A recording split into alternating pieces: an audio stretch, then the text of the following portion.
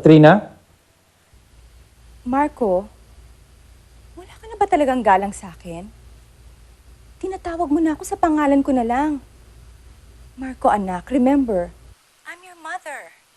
No, Katrina. You're not my mother. Anong kasamaan na naman ang balak mong... Marco, please. Please, I'm so desperate. Kailangan kita.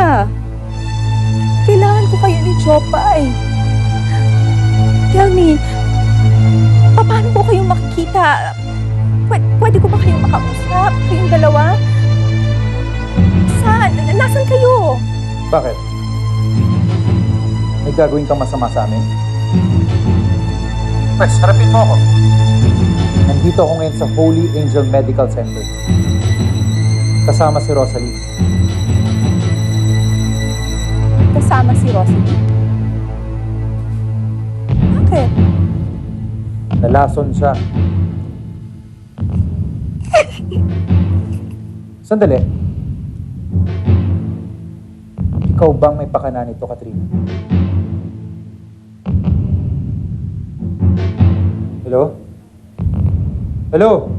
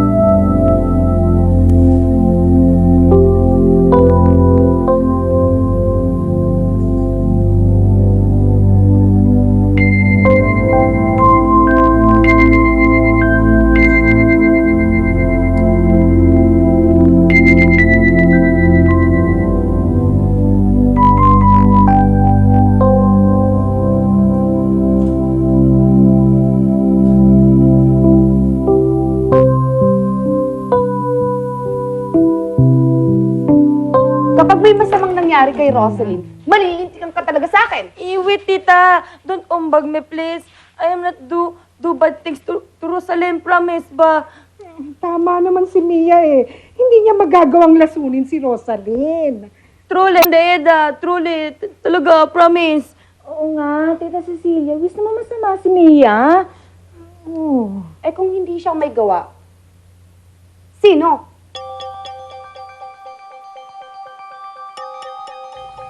Pakawalan? Eh, syempre naman, Ira. Bago ko may gawin na kung ano man, kailangan i-confirm ko muna, hindi ba? Kung talagang ang totoo ang sinasabi mo.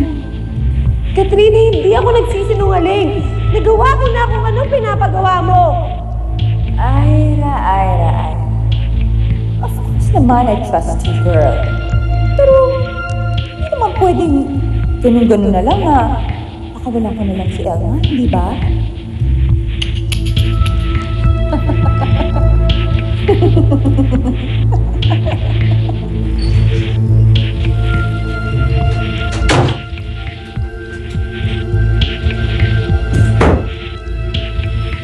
Bakit parang problemado ata si Ira? Ewan, ayaw niya sabihin. Lapitan natin. Wag na, baka personal yun at isipin niya pang pinapakilaman natin siya. Pero di ba kahit naman anong problema niya, sinasabi niya naman sa atin.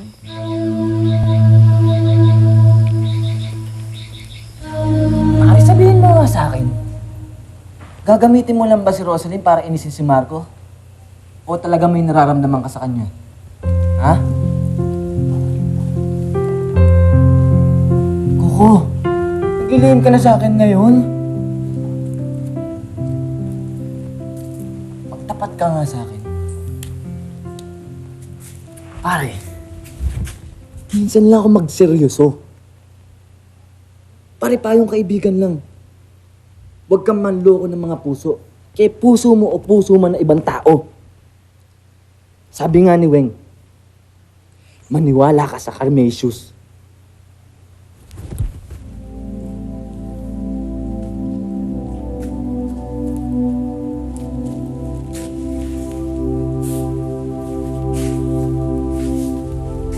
Bakit mo nga ba talaga agawin si Rosalie? Para ba talaga inisip si Marco? O may nararamdaman na rin ako sa probinsyanan yan?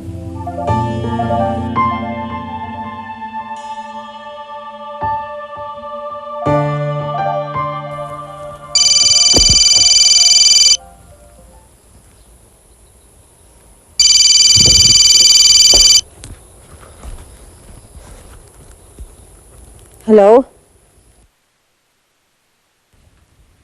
Pareho ka rin pala ni Aifa. Palpak! Anong ibig mo sabihin? Buhay si Rosaline! Ano? Anak! Anak! Tulungan mo ako, anak! Tulungan mo ako! Anak, maawa ka sa akin! Katrina, huwag mong sasaktan ang nanay ko! Anak, maawa ka sa akin! Anak ko! Pakawalan mo nanay ko! Hindi. Hindi ko siya pakakawalan. Aray ko pa! Aray ko pa! Aray ko pa! Tandaan mo, Ira. Maawa mo kayo sa akin! Buhay ni Rosalie. Kapalit ng buhay ng nanay mo. Aray ko pa! Mamili ka.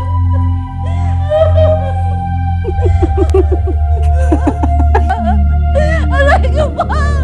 Anak! Tulungan mo ako! Aray ko pa!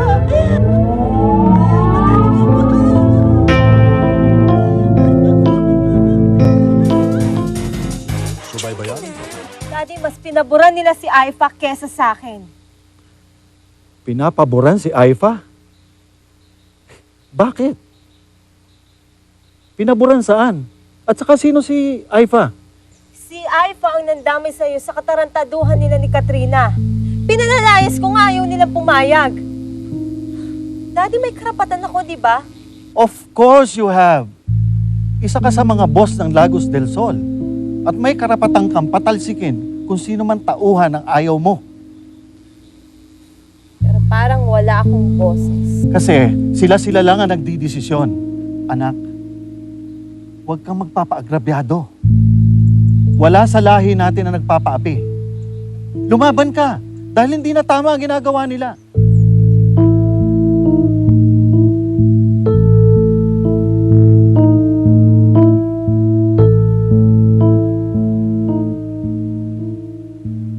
Pinatawag mo daw ako? Oo, Jopay. Upo ka muna. Tulungan mo naman ako.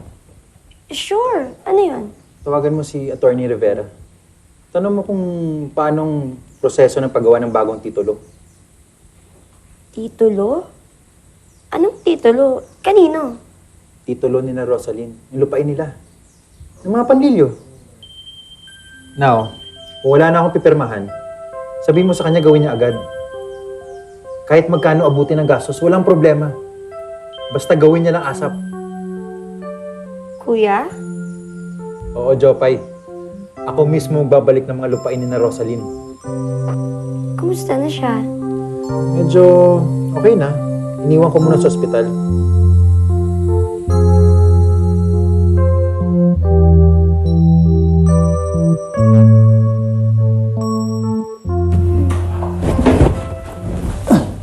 Rosalie!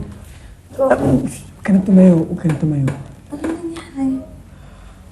Nalitang ka sa buhay mo.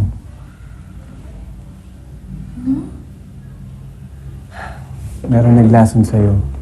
Buti na nga lang naagapan ka eh. Pahinga ka muna. Si Marco, siya ang huli ko natatandaan na kausap ko. Si Marco? Ah, wala. Ayun, iniwan ka pagkatapos mong himatayin. Buti na nga lang dumating ako eh.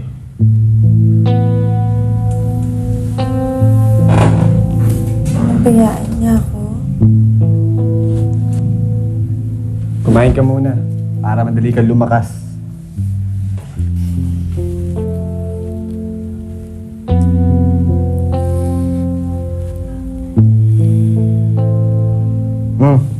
Sige na. Uy, nahiya pa. Dali na. Hindi ka na mahiya. Dahil minsan lang ako sa'yo magiging sweet. Kumain ka na kumain para dali kang lumakas. Dali na, isa pa. Isa na lang. Dali na.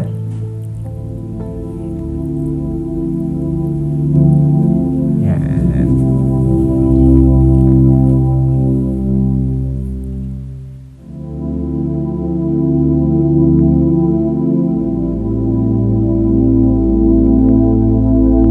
Ira, ano ka ba? Kung may problema ka, i-share mo. Kami ang nahihirapan eh, hanggat tinatago mo.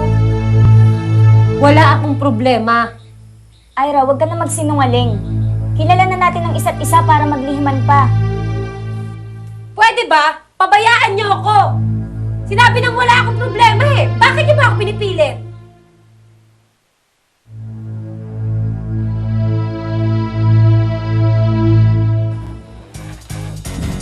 Subaybayan? Ida, mukhang napapadala sa kaguluhan dito sa bahay niyo ah. Hindi nga po namin maintindihan kung ano na nga itong mga nangyayari na to. At kung kailan matatapos ang lahat na to. Well, anyway, Lola Ida, nasaan na ba ang mga food samples? Bilisan nyo nga dyan, Weng. Mia. Lola, dadalhin ko po ito sa crime lab. Pag nalaman ho namin ang resulta ng mga to, kaya abisuhan namin ho kayo sa lalong madaling panahon. Hepe, ito po yung pagkain hinanda namin kanina. Tapos, ito po yung tira-tira. Buti nga po, hindi pa namin natapon eh. Siya ho bang naghain itong pagkain na to? Don't look at me like that. I'm innocent. Papa Hepe, ako na po nagsasabi na inosente si Mama Mia. Kilala po namin siya. Mga iha, hanggat hindi napapatunayan kung sino ang tunay na may sala, ikaw pa rin ang mananatiling prime suspect. Pero, kung hindi ikaw may kagagawan, malamang nasa lisihan ka. May naglagay ng lason sa pagkain. But it is only me going out of the kitchen. And Lola Eda, and Dweng, and no more, and no less. Corrected by ka dyan, Mia. Ay, kung ganun eh, kailangan natin ng isang masusing investigasyon. Lola.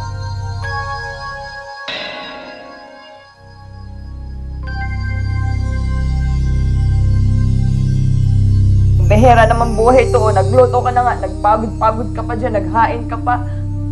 Paglilinis ka pa, tapos pagbebentangan ka pa dito.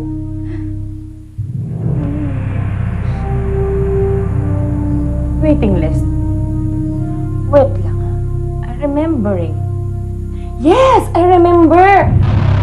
There are 2 girls entering the dragon. It is Ira and Cheche. I remember. Talaga.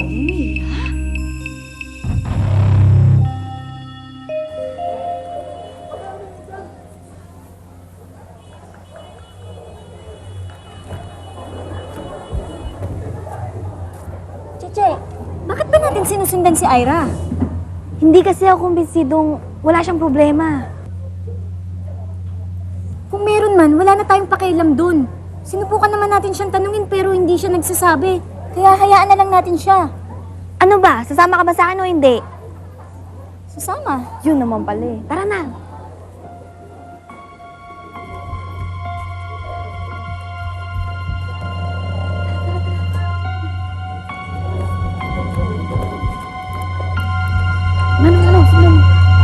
Sige.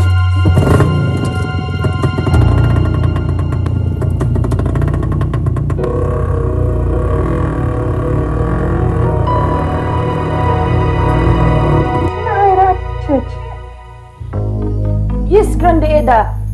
But Cheche, late arrival. So, ang naiwan ba si Ira? Naiwan? Teka. Hindi talaga kita maintindihan. It's like this kasi, Tita Cecilia. When I entered the dragon in the Kitchenomics, Ira followed the leader, and that's me. And then, OMG! Yeah, Mickey Mouse. Ayun, nagsisigaw siya doon sa CR ba. Sabi niya, nakita daw niya doon yung friend ko na si Mickey Mouse. Tapos sabi niya na, tignan ko daw yung CR and make Mickey Mouse go away. So, pumasok ako. Tapos, paglabas kong CR, that is only Cheche's arrival.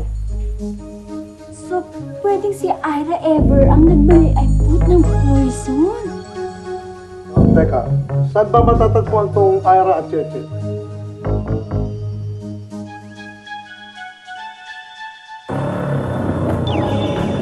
At saan po kayo? Dadalawin ko lang po sana yung kaibigan ko. Doon lang kayo magtanong sa information. Opo, salamat po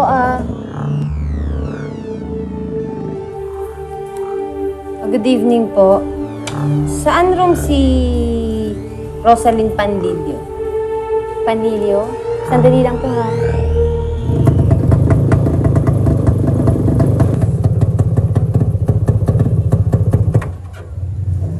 Dadalawin niya si Rosaline?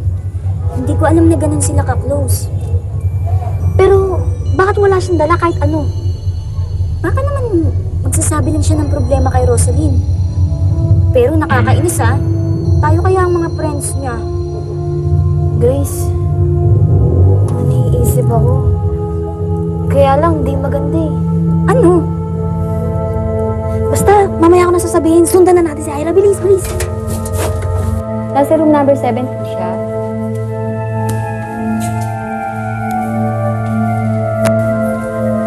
Salamat po.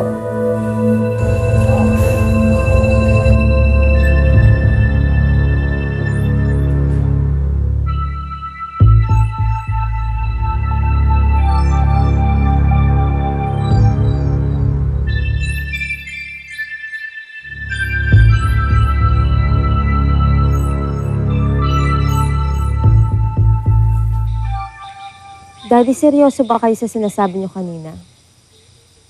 Sinabi na, Nalabanan ko ang mga madrigal. yes, Iha.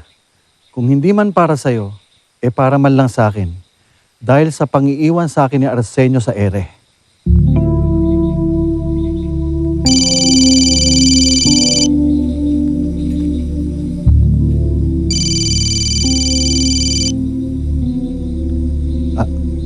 Excuse me, Iha.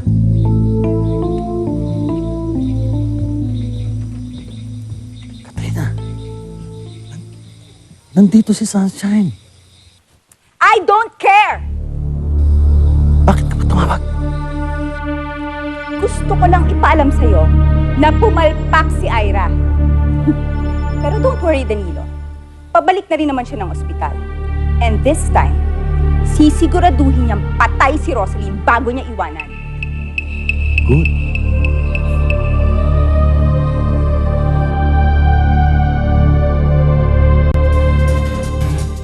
Subaybayanin mo.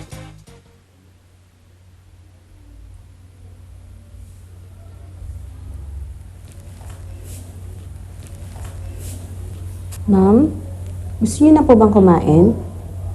Pwede na po. Hindi nga lang heavy.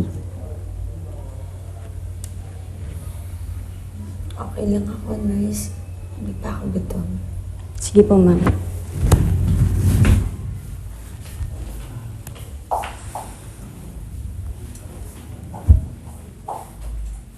Paano ako makakakain kung iniisip ko ang ginawang pagpapabaya sa akin ni Marco? Sama talaga ang ugali mo, Marco.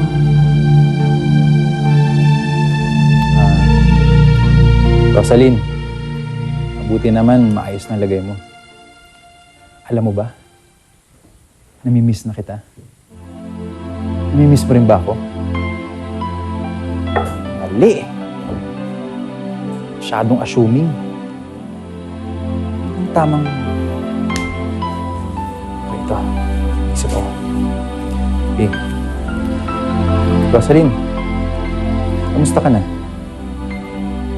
Alam mo ba, huminto ang puso ko nung nakita kita. Mali pa rin eh. Masyado namang corny. Diba? Okay, last na. Ito na yun. Rosaline, alam mo ba, minsan kaya kita sinusungitan dahil Dahil mahal kita at gusto ko lang mapalapit sa'yo. Sus! Si Kuya talaga! kanina ka pa ba dyan? Oo, kanina pa ako dito. Hoy, ikaw ah. Baka kung ano-anong iniisip mo ah. Pwede ba, Kuya? Tigilan mo na nga yan. Tigilan mo na yung pagdideny mo. Kasi hindi naman nakakabawas ng pagkalalaki yung pag-amin mo sa isang babae na mahal mo siya.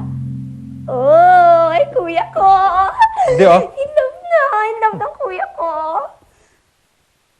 Sus! Marco? Para sa akin ba lahat ng to? Ibig sabihin, Marco, mahal din kita. Mahal na mahal kita, Marco. Mahal na mahal kita. Hoy! Kung wala kang magawa, gawin mo mga pinapagawa ko sa'yo. Baka naman mamaya ako pa tumawag kay attorney ah. Si kuya talaga hindi may istorya. Yun ang sweet mo talaga, kuya. I love you, Rosalie. I love you too much. Wow! Sweet!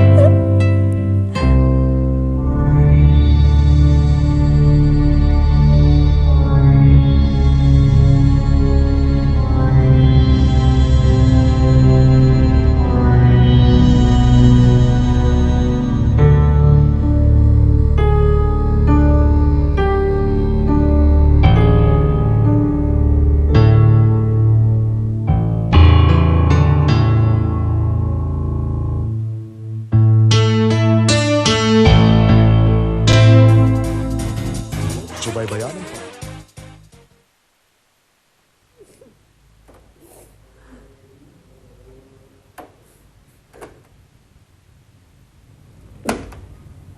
Ira, salamat naman tinalaw mo ko.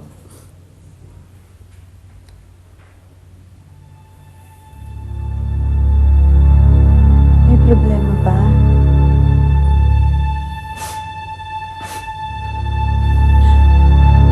Rosaline, tawarin mo ako. Tawarin, bakit? Rosaline, tawarin mo ako. Hindi ko ito gusto.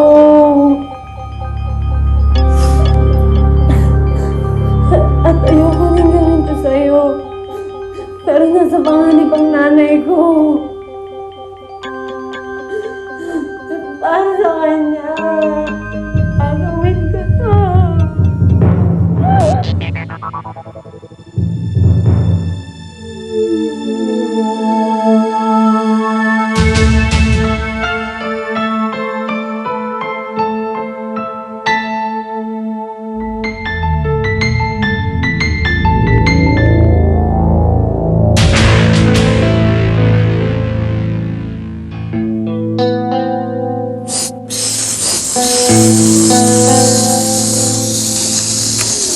Psst.